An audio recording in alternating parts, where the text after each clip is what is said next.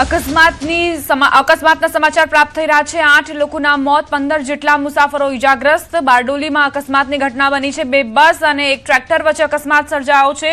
Triple અકસ્માતની આ ઘટના અને સ્થળ પરથી દ્રશ્યો સામે આવી રહ્યા છે। એક બાદ એક જે મૃતદેહ બહાર કાઢવામાં આવ્યા। 8 મૃતદેહ અત્યાર સુધી બહાર કાઢવામાં આવ્યા છે। બની શકે કે મૃત્યુઆંક હજુ પણ વધે।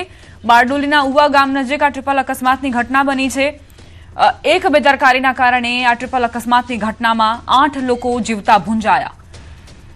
આ જે બસ છે તે 3 વખત પલટી મારીને અને ત્યારબાદ ભડભડ સળગવા લાગી। અંદર કોઈ મુસાફર બહાર ન નીકળી શક્યું। 15 જે લોકો છે તે ઇજાગ્રસ્ત થયા છે। હવે એ કઈ બસમાં સવાર હતા તે હજુ સ્પષ્ટ નથી।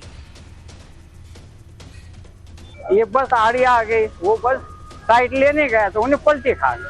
कितने लोगों को इजा हुई है? 5-6 लोग को हो गए वो गाड़ी में डाला। क्यों हमको पीछे से लोग से खींच के निकाला सब। कितने लोग मर गए इसकी आशंका कुछ है? 4-5 बोले ना अभी, 4-5 लोग लाश निकाले वो गाड़ी में।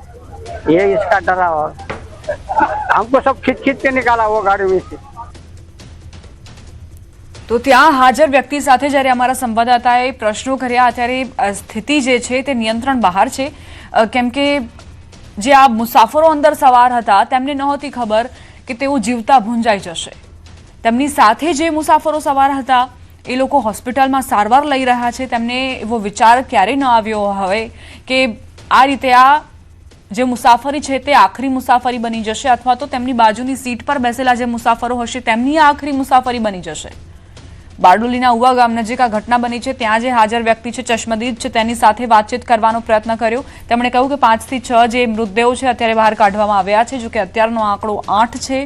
આશા રાખીએ કે હજુ વધુ મૃતદેહો ન મળે, તમામ લોકો સુરક્ષિત હોય અને જે વ્યક્તિઓની સારવાર ચાલી રહી છે તેઓ સુરક્ષિત સારવાર લઈને અને પોતાના ઘરે પરત ફરે। એક બેદરકારીના કારણે આ ટ્રિપલ અકસ્માતની ઘટના બની। મહારાષ્ટ્રની આ 2 બસ જે મહારાષ્ટ્રથી નીકળી હતી બારડોલી પહોંચી હતી અને ત્યાં અકસ્માતની આ ઘટનાનો શિકાર બની। 15 લોકોની સારવાર ચાલી રહી છે।